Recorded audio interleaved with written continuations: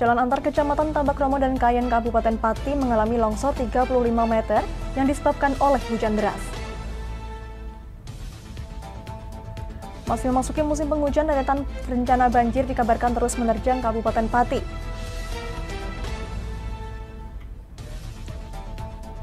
Desta Akila, seorang siswa SMP penulis cerpen, mendapat apresiasi oleh Sanggar Seni Pustaka Laras dan ICMI Kabupaten Sleman.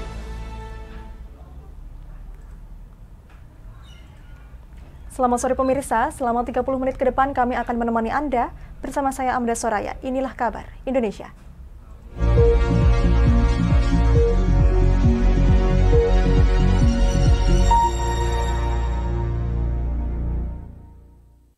Berita pertama datang dari Pati, Jawa Tengah.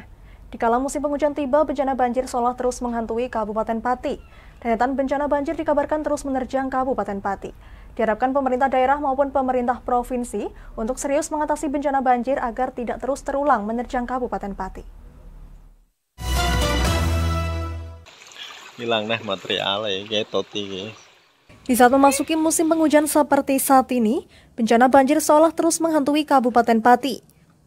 Beberapa kecamatan hingga saat ini dikabarkan sudah dan diprediksi akan kembali menghadapi bencana banjir jika hujan deras kembali mengguyur Pati Selatan, khususnya di Pegunungan Kendeng.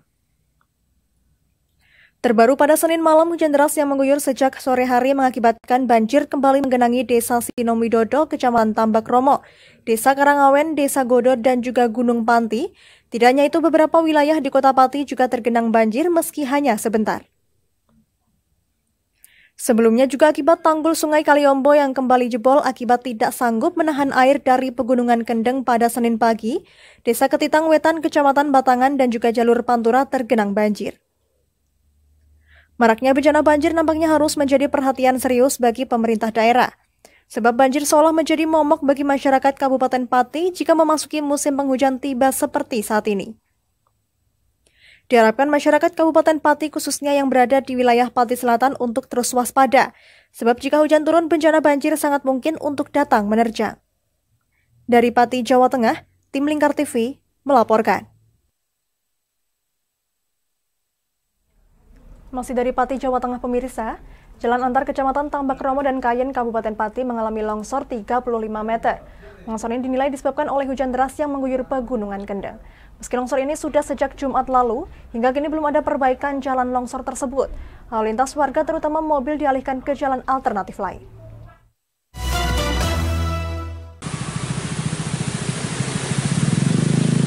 Jalan antar kecamatan Tambakromo dan Kayen, tepatnya di Desa Purwokerto, Kecamatan Kayen, Kabupaten Pati, mengalami longsor 35 meter. Longsor ini dinilai disebabkan oleh hujan deras yang mengguyur Pegunungan Kendeng pada Jumat dini hari. Meski longsor sudah terjadi sejak Jumat lalu, namun hingga kini belum ada perbaikan jalan yang longsor tersebut. Padahal jalan tersebut merupakan jalan yang cukup ramai dilalui masyarakat. Lalu lintas seperti mobil dialihkan ke jalan alternatif lain, akan tetapi sepeda motor tetap ada yang melintas jalan tersebut. Kabid Rehab dan Rekonstruksi BPBD Pati, Priyono Arif Fandila, saat ditemui di lokasi longsor pada Selasa pagi mengungkapkan, pihaknya mengaku mendapat laporan pada Jumat lalu, sedangkan kedatangannya bersama tim dan juga pihak Dishub adalah untuk meninjau dan memasang road barrier agar pengendara motor maupun sepeda bisa aman melewati jalan longsor tersebut. Intinya itu memang untuk penanganan ini memang butuh kerjasama banyak pihak. Kemudian untuk yang kaitan dengan korban sendiri tidak ada. Korban ini tidak ada, cuma untuk akses jalannya. Akses jalan sekarang ini harus muter, masyarakat muter dari bisa datang ke sana harus muter. Kemudian untuk memfungsikan jalannya yang separuh itu pun hanya untuk sepeda motor sama sepeda sama jalan kaki.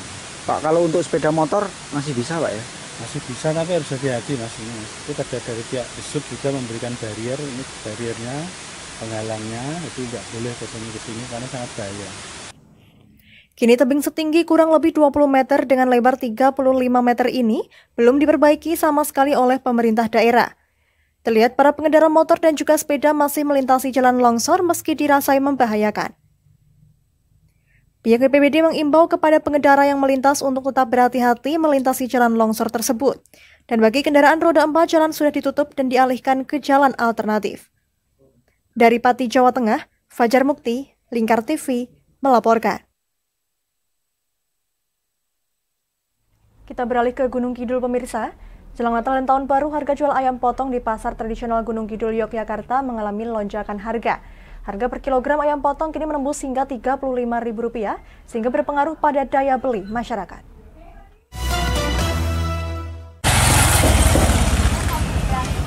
Kenaikan harga tinggi ayam potong mulai dirasakan sejak seminggu terakhir. Di Pasar Induk Agrosari, Wonosari, Gunung Kidul, hampir tiap hari terjadi perubahan kenaikan harga untuk jenis ayam potong ini. Menurut para pedagang saat ini bahkan harga ayam potong sudah menyentuh di harga Rp35.000 untuk tiap kilogramnya. Harga jual saat ini sudah mengalami lonjakan cukup tinggi. Sebelum kenaikan, pedagang biasa mematok harga hanya berkisar Rp29 hingga Rp30.000 saja. Adanya lonjakan harga ini cukup membuat penjualan harian para pedagang menjadi lesu. Suwarni, salah satu pedagang, mengaku banyak warga mengurungkan niat untuk membeli dalam jumlah banyak. Dirinya yang biasa menjual 75 hingga 80 ekor dalam sehari, kini hanya mampu menjual di kisaran 50 ekor saja dalam sehari. Pedagang hanya mengandalkan pembelian dari para pelanggan tetap saja. Pedagang mengaku tidak tahu persis penyebab harga bisa melambung seperti saat ini. Pasokan ayam dari supplier juga dianggap masih normal hingga saat ini. Para pedagang menuturkan pasokan di los ayam potong di Pasar Agrosari masih berasal dari ayam potong lokal wilayah Gunung Kidul. Pedagang berharap harga bisa lebih terkontrol lagi sehingga daya beli masyarakat kembali normal dan menjelang perayaan Natal dan Tahun Baru diharapkan lonjakan harga akan berhenti.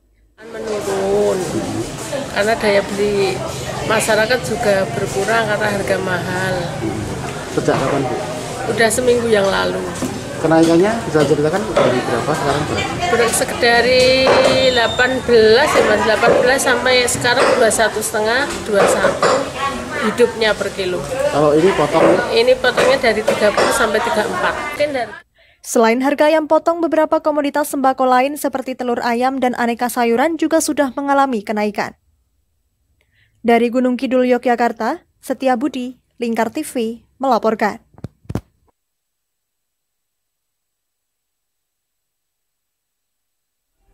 Kami akan jeda sejenak, pemirsa. Tetap bersama kami di Kabar Indonesia.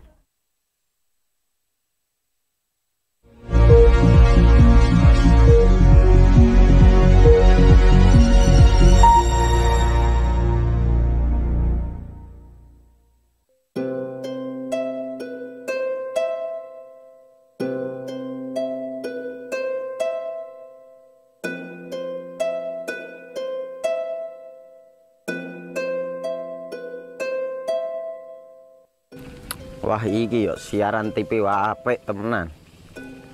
Filme cocok karo suasanane. Elah. Lapoleh bro ngene iki awan-awan kok. Iki lho nonton TV, Kang. Wah, kenal nedan kowe wong kenang delok HP kok delok TV piye? Wah, kurang update kowe iki, Kang. Lho, maksudnya piye kok ngarane aku update itu? Iki lho deloken, aku nonton TV tenan. Apa kira nonton HP? Wong delok HP ngono kenal nedan apa iki. Iki lho delok siarane. Lho, kok iso ya? Yo TV apa?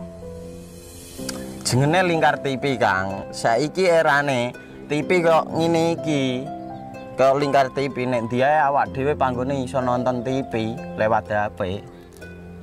Kok ngene iki. Ana film-film ngene iku ya? Iya, filme apik-apik kaya ngene iki. Awak dhewe nek sawah leren mbut gawe iso leren ndelok film-film ngene iki. Padha iso ngene iku. Iso, ora ketinggalan karo cah-cah kae. Duh. HP ku kok ora iso tak nggo ngono piye carane iki? Ki lho Rip, tak doi carane. Piye? Kowe buka Play Store. Play Store, Mas. Yo iku pokoke. Play Store apa? Ketik Lingkar TV.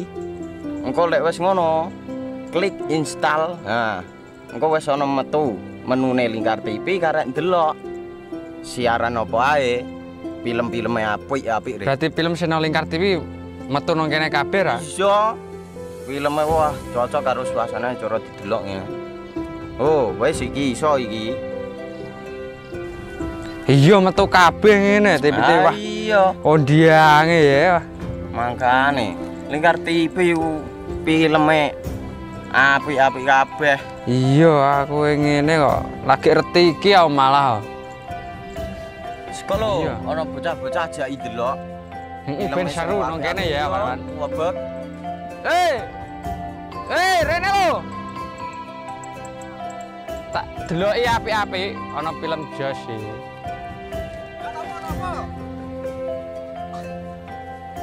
Rene go Rene. Oh iki lho tak deloki film nang Lingkar TV. Solutif dan terpercaya.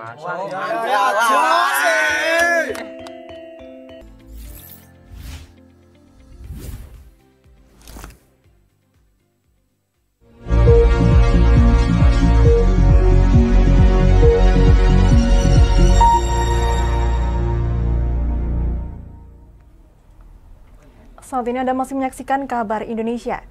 Jajaran Kepolisian Daerah Jawa Barat memusnahkan berbagai macam narkotika hasil pengungkapan operasi anti narkotika yang dilakukan tim Direktorat Narkoba Polda Jawa Barat menjelang Natal dan Tahun Baru. Sebanyak 4,8 kg sabu, 2,3 kg ganja, 35,8 gram tembakau sintetis, dan puluhan ribu butir obat terlarang dimusnahkan dan disaksikan oleh sejumlah muspida Jawa Barat.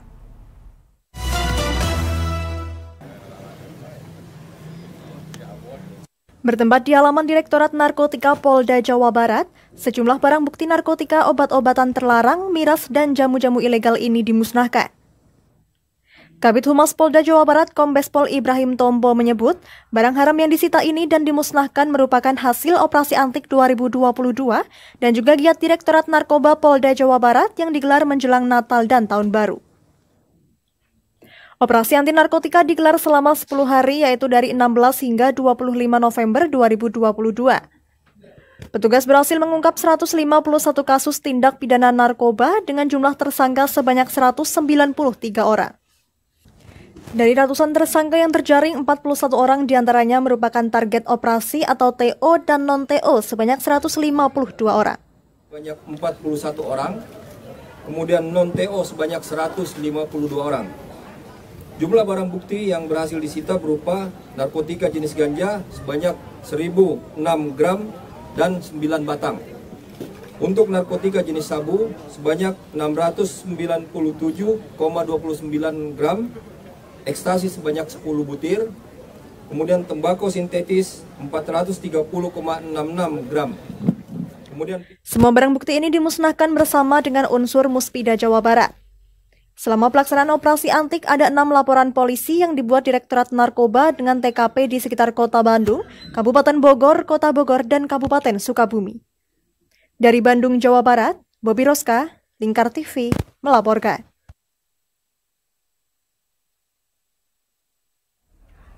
Indonesian Politik and Research Consulting menggelar paparan hasil survei elektabilitas dan peluang dalam pemilu 2024 mendatang. Dari hasil survei tersebut, Prabowo Subianto menjadi kandidat calon presiden paling kuat yang akan dipilih oleh masyarakat Jawa Barat pada pemilihan umum 2024.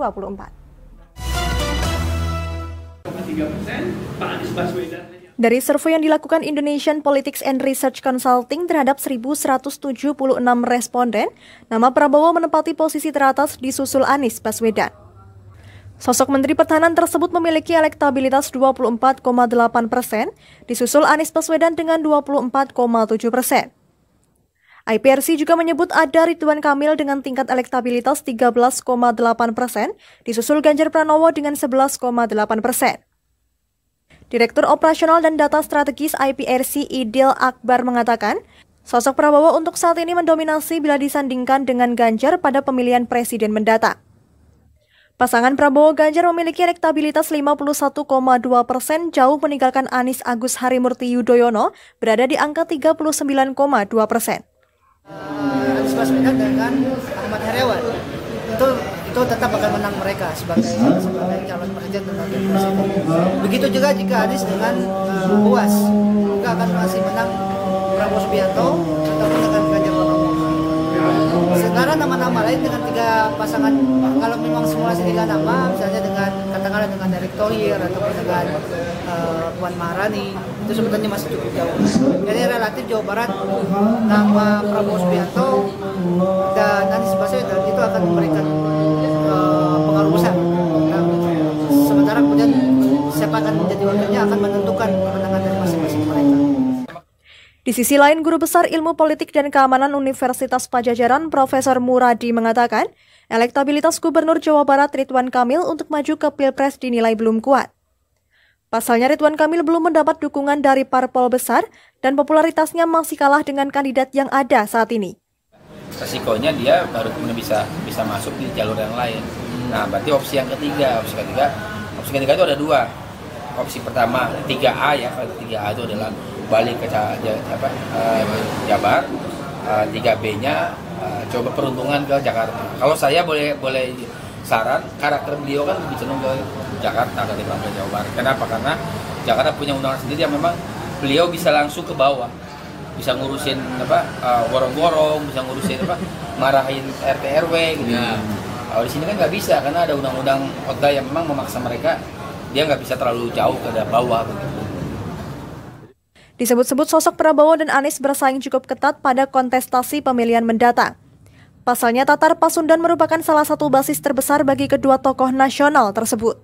Dari Bandung, Jawa Barat, Bobby Roska, Lingkar TV, melaporkan. Yang guna mengapresiasi kreativitas anak, bedah buku dan konser seni kreatif dipentaskan dalam satu panggung sederhana di Mino Martani, Kapanewon Ngaglik, Sleman, DIY. Pementasan diharapkan menjadi salah satu pendorong bagi generasi milenial untuk meningkatkan kreativitas, salah satunya melalui aktivitas menulis.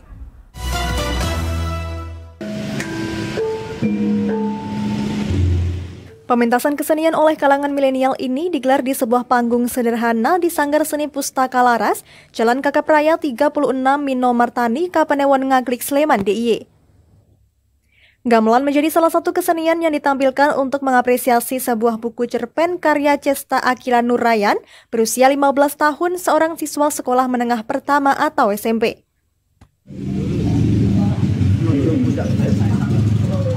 Apa artinya judul itu apa?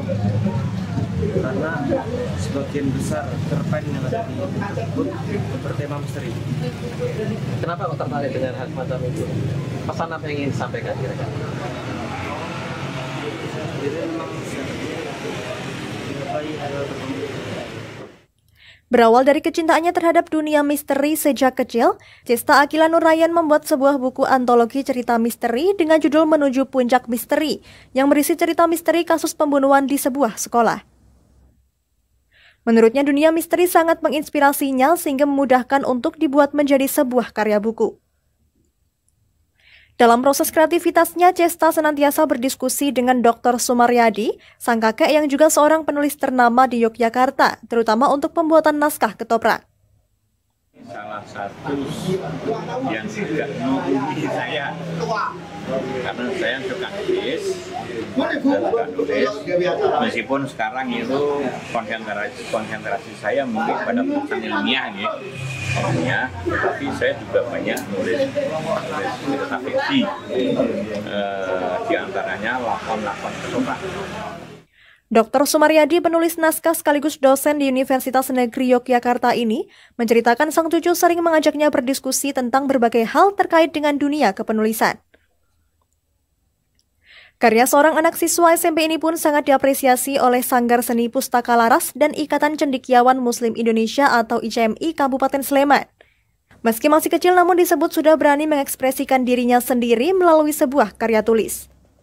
Iya, pertama gini ya, kita percaya semuanya bahwa kita sangat perlu untuk memberikan apresiasi kepada generasi muda, kepada anak-anak kita, adik-adik kita untuk berani mengekspresikan apapun yang mereka bisa lakukan begitu ya, dan kedua mendorong mereka untuk bisa berprestasi lebih tinggi lagi di masa depan. Kemanusiaan dan nilai-nilai humanistis, sosiologis, kemasyarakatan dapat direkam dan ditularkan lewat kesadaran literer, dan ini tentu merupakan sebuah aktivitas yang sangat tepat demi meningkatkan mutu literasi di Indonesia. Cesta Akila Nurayan pun berpesan kepada teman sebayanya agar mau mengekspresikan diri melalui ragam sarana tanpa terkecuali dengan tulisan. Dia berharap karya bukunya menjadi motivasi untuk tetap terus berkarya. Dari Sleman, Yogyakarta, Dani Irawan, Lingkar TV, melaporkan. Demikian kabar Indonesia, saya Amanda Soraya dan seluruh kru yang bertugas pamit dari hadapan Anda. Terima kasih dan sampai jumpa.